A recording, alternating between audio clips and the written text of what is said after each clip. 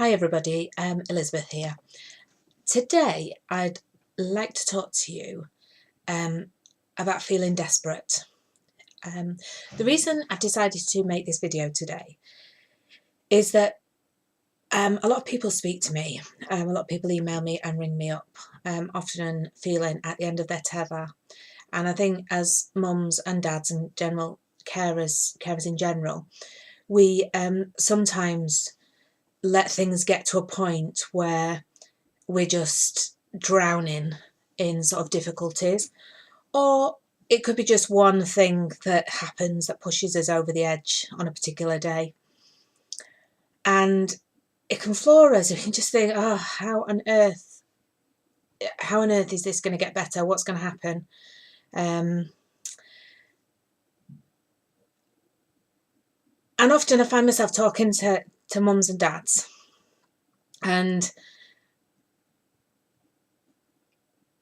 my heart is like, my heart breaks really, because I don't think any of us should get to the point where we feel desperate. And so I can't change anybody's circumstances. I can't, doing this isn't going to change anything for anybody else. But what I'm hoping is that by telling my story, that, maybe when you're next feeling desperate or when you're next feeling down, that that actually it's not all doom and gloom. So, when my eldest daughter was little, tiny, okay,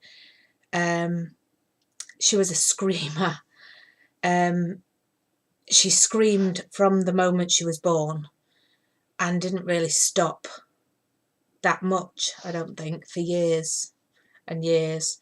Whenever I look through sort of my diaries, and whenever I look through children's reports and all this, she was just full of angst and upset. And of course now we realise that it was because that she was so overloaded in a sensory capacity that she was just in pain a lot of the time. But yeah, she was just screaming all the time. And as many of us know, when you have a screaming child, the first thing we want to do is put our arms around this child, pick the child up, cuddle them, tell them it's going to be okay. And for a lot of children with autistic spectrum disorders, this is actually the worst thing you can do, because they really don't want to be held. And if they're overloaded in a sensory capacity, for you to then give them more to deal with, i.e. holding them and talking to them, it's just one thing too much. It's just too much. So it can be sort of a double kick in the teeth, really. You want to sort of comfort your child and you can't. And I think a lot of us feel that we're really rubbish parents. A lot of us struggle to be taken seriously for a start. Pre-diagnosis. Those of you out there who are lucky to have diagnosis, at the age of sort of 2 and 3, wow. I know so many people whose children are 10, 11, 12, 13, 14, 15, and they're still struggling to get an official diagnosis. And it does matter. It does matter. So anyway, desperation. I'm waffling a lot today. Desperation. We get to that point where we feel that we just can't go on. My moment of true desperation, and to those of you, I know my friends have been looking at these videos and have probably been a little bit surprised by some of the things that have been said, because they know my daughters now. Okay, and so I'm sure out there, those of you who are watching, you might be a little bit shocked by this. But, my children weren't always as they are now. And my moment of desperation was just before Jacqueline was diagnosed. And at the point where I thought that one of two things were going to happen. I thought that either she was going to have a total mental breakdown because she was so overloaded and so wrung out that she just couldn't have gone on any longer. So I thought she was either going to have a total mental breakdown or that she was going to chuck herself under a bus or something, because she was very, very clear that she didn't want to go on, 10 years old, and clear that she'd had enough. And so I got on the phone and I was ringing absolutely everybody that I could ring. I rang social workers, I rang her community paediatrician, I rang all these people, and I sort of said, what do I do? What do I do? How can I help her? And I was just, no help out there at all. People saying, well, just go to your GP, get them to refer you into CAMHS, the Child and Adolescent Mental Health Unit. Of course, all these things take months and months, if not years, to access. Totally useless information, was being given. And in the end, I actually happened upon a woman who's a speech and language therapist. I'd been given her number. I think somebody just realised how desperate I was and they just wanted to get rid of me off the phone, and they gave me this woman's number. And she said to me, I wish I could help you. But I can't, because I'm actually only dealing with I think it was under 5s or under 8s at the time. And I thought, oh my God, when my daughter was that age, there was no services for that age, and now they've moved the goalpost again. So I said to her, right, fine.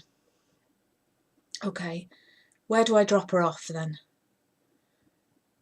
And she said to me on the phone, what do you mean? And I said, well, if the only way I can get her help is by giving her up, handing over care of her to somebody, I said, where do I do that? And I think then she realised how desperate I was. And she offered to come round and do an unofficial assessment for me, on the proviso that I didn't tell anybody, It all worked out really well in the end, because she actually worked alongside the diagnostician who went on to diagnose my daughter officially. And although I had to pay for that as a private consultation, part of the consultation had already been done by this woman. So it really did work out in the end. But I'm digressing again. That was my moment of desperation, and we've all been there. But, moving on, I want to tell you something now. Now, I don't often talk about my youngest daughter with autism, and she's still going, she's still on her journey at the moment, and I want to talk about her separately a little bit, really, because her difficulties are very different to my eldest daughter's. So this is mainly about my eldest daughter, but I want to share something with you now, right? So those of you who are feeling desperate today, okay, last night we went to a party, an engagement party, just me and my eldest daughter, who's nearly 19, and it was held in a bar in a city centre, not too far from us. And when we got there, we only knew 2 of the people who were the prospective bride and groom, and she didn't know anybody else there. Now, bearing in mind what you already know about her from what I've shared in my other videos, and what you know about autism, this is her nightmare. Loads of noise, whatever, strangers. And the first thing that somebody did was they sort of said to her, oh, would you like a glass of wine? And she said, oh, I don't know. And so I just said, well, she'll decide later. But from that moment on, she was able to just sit and embrace the whole situation. And at 10 o'clock, they'd cleared an area, a floor of tables and things like that. And they opened this area up for dancing, and she was almost one of the first on the dance floor, and she's an amazing dancer. But she went up there and she danced solid, more or less, for the next couple of hours. And by that time she was so calm and happy, she was able to tolerate the noise and she was able to tolerate the music. And she danced with another young lady who, she'd never met before, and in fact she still doesn't know her name, but there you go. And she had an amazing night. And when we drove home, it was about 11:30 we went home. It was about midnight we went home. And she, all the way home, she was absolutely buzzing about what an amazing time she'd been. And then she told me that, you know, she would have to remind her friends to bring their IDs because she was going to take some of her friends from college there in the summer. And I just thought, oh, wow, you know, she's come so far. She's just like, it's a different child, a different young woman. This young woman has just developed into such a beautiful person. And I think it's really, really important to know that, well, one of the conversations we had actually, I said to her, I said, you know, do you think that if you hadn't have gone, you know, to school where you did, and if things hadn't have happened the way they happened, do you think that you would have, you know, been able to cope tonight? And she said to me, well, tonight just wouldn't have happened, would it, Mum? You know? And so what I would say to you, a few things, okay? Firstly, when you're desperate, look forward. My mum had a saying, and she used to say, it's not always dark at 6 o'clock. And what that basically means is that, you know, in the winter, the nights can seem very long and very lonely, but then as spring and summer, you know, draw in, you suddenly get the light nights and the long days and the sun shines again. And every morning without fail, it gets light, you know, to varying degrees in different parts of the world, but it does get light. And it's the same with autism. You'll have really, really bad days, but never forget the good days will come. You know, they're always there just round the corner. And I just wanted to share really my little story, I suppose, and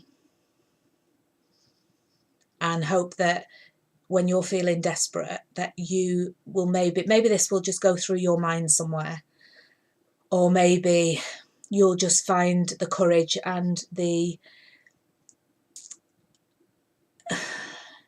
strength within you to know that somewhere along the line you're going to have some really amazing times ahead of you and ahead of your child. Or if you have an autistic spectrum disorder and you're listening to this and you're feeling desperate, then know that tomorrow or the day after, but sometime in the near future, you're going to be having a good time again. It's never, ever as bad forever as you think it might be.